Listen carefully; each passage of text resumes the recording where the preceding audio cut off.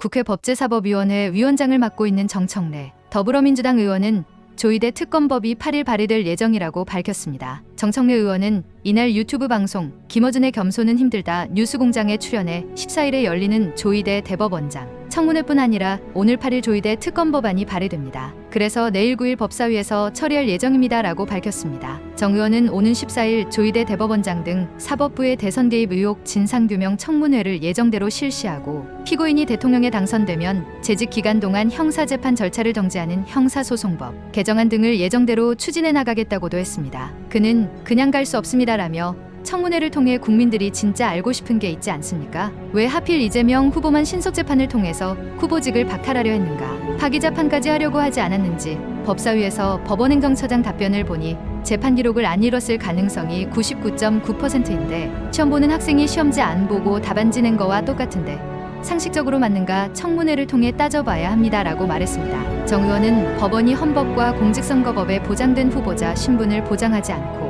국민 분노가 들끓으니 그렇게 재판 기일을 연기한 것 아닙니까?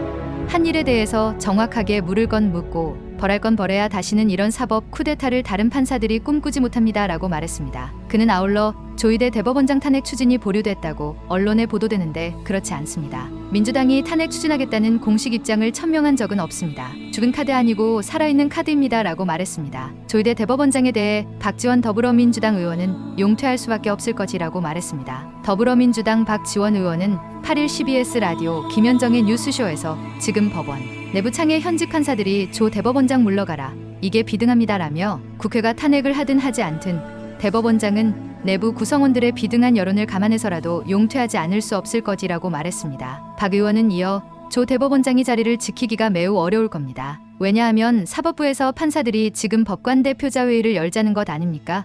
열릴 것입니다라며 대법원장의 졸속, 정치적 판단에 대해서 사법부의 명예를 걸고 살아가는 재판장들이 그대로 볼 수는 없을 것이라고 말했습니다. 박 의원은 사법부 흔들기 아니냐는 얘기도 나온다는 사회자의 말에 확실한 의혹이 있지 않습니까? 확실한 의혹이 6만 8천 쪽에 그 기록을 물리적으로 9일 만에 볼 수가 없습니다라며 그리고 재판장이 피고인으로 재판을 받는 내 기록을 보지도 않고 나에게 유죄 판결을 줄 수 있다면 누가 승복할 수 있겠습니까? 라고 되물었습니다. 그러면서 이건 정치적 재판이고 있을 수 없는 일입니다. 그렇기 때문에 법원 내부에서도 판사들이 지금 들끓고 있고 용퇴하라, 나가라 하는 것입니다 라고 말했습니다. 박 의원은 이어 대법원장이 구성원들의 그러한 본물, 쏟아지는 사태를 견딜 수 있을 것 같습니까? 명예를 못 지킵니다 라고 덧붙였습니다. 사법부 내부에서도 조희대 대법원장의 사퇴 요구가 쏟아져 나오고 대법원 앞에서는 국민들의 규탄 집회까지 열렸는데요. 관련 영상 보시죠. 영상 보시기 전 구독과 좋아요 눌러주시면 새로운 소식으로 찾아뵙는데 큰 힘이 되겠습니다. 네, 집회 참가자들은 대법원 앞에 모여 사법부가 대선에 개입하려 했다고 비판했습니다. 2심 선고 이후 36일 만에 이례적으로 빠른 속도로 재판이 진행되면서 절차적인 공정성은 이미 훼손됐다고 지적했습니다. 사법부가 당연히 정치에 개입한 게 맞죠. 왜냐하면 평상시에 하지 않던 여태까지 유례를 봤을 때 있을 수 없었던 것을 이번에 시행했기 때문에 6만 쪽을 이틀 만에 읽을 수는 없을 것 같아요. 제 생각에는 좀 아닌 것 같습니다. 참가자들은 대법원의 이 같은 재판 진행이 헌법으로 보장된 국민들의 선거권을 빼앗으려 한 것이라고 규탄했습니다. 대한민국은 국민이 주인이 아니고 대법관들이 주인이었다라는 선언을 한 거라고 생각을 해요. 공정성 논란 속에 파기환송심이 대선 이후로 미뤄지긴 했지만 사법개혁이 필요하다는 주장도 나왔습니다.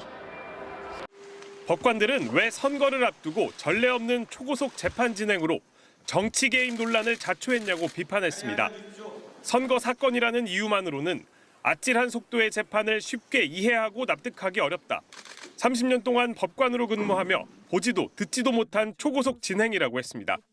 법원 내부 게시판에는 최소 8명의 법관이 실명으로 비판글을 올렸고 법관 외 다른 구성원들의 비판 의견도 이어졌습니다. 서울 남부지법 소속 판사는 무리한 절차 진행이 왜 유독 이 사건에서만 일어났는지 의문이 풀리지 않는다고 했고 소부 배당 2시간 만에 이뤄진 전원합의체 회부 결정에 대해 대법원에 설명이 없었다는 점을 지적하는 판사도 있었습니다. 대법원장 사퇴 촉구글까지 올라왔습니다.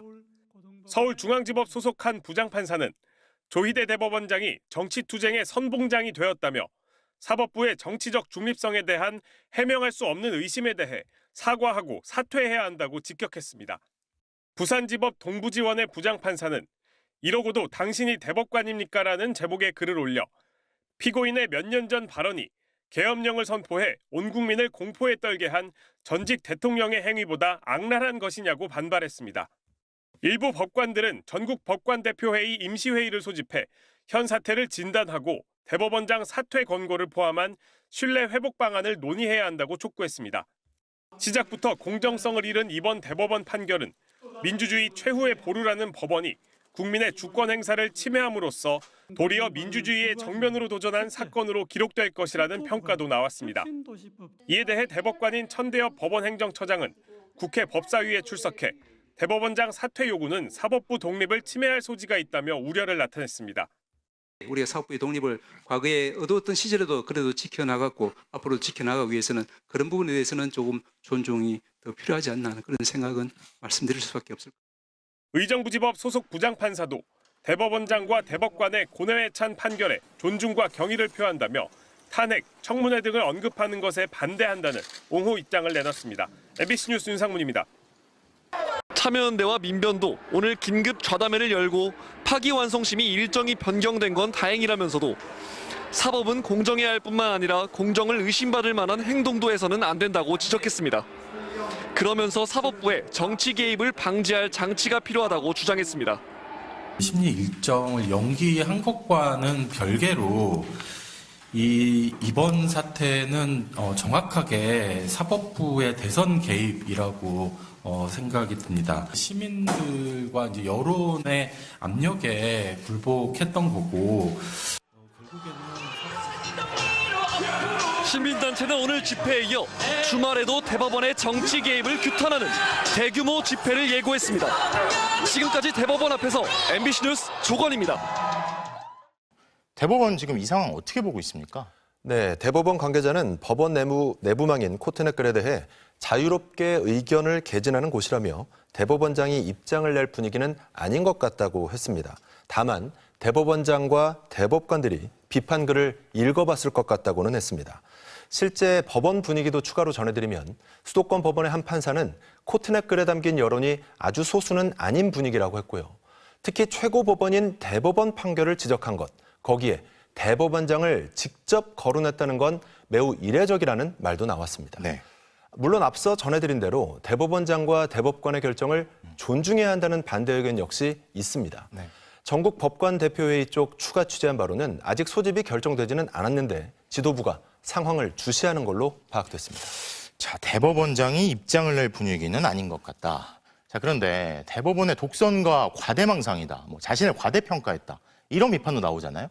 대법원이 이런 상황을 예상하지 못했을까요? 네, 오늘 서울 고법에서 재판 연기 이후로 재판의 공정성 논란을 없애기 위해서라고 했잖아요. 그렇죠. 거꾸로 말하면 공정성 논란이 불거졌다는 걸 인지하고 있었다는 겁니다. 네. 경고는 대법원 선고 때부터 있었습니다.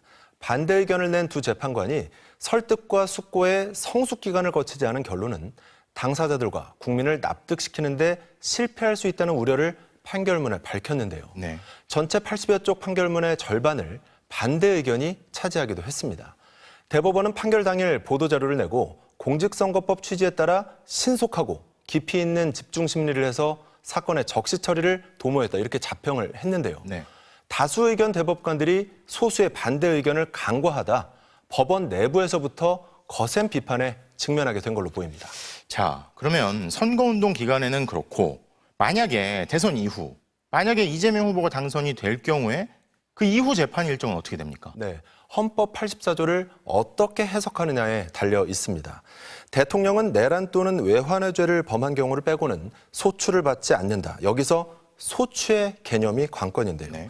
재판 중인 사건도 멈추는 거라고 결론 낸다면 재판이 정지되지만 새로운 기소만 안 되는 거다. 이렇게 판단할 경우 당선 이후에도 재판은 진행될 걸로 보입니다. 앞서 전해드렸듯이 민주당이 대통령 당선 시 진행 중인 형사재판을 정지하는 이런 법 개정을 추진하는 것도 하나의 변수가 될 걸로 보이는데요. 네.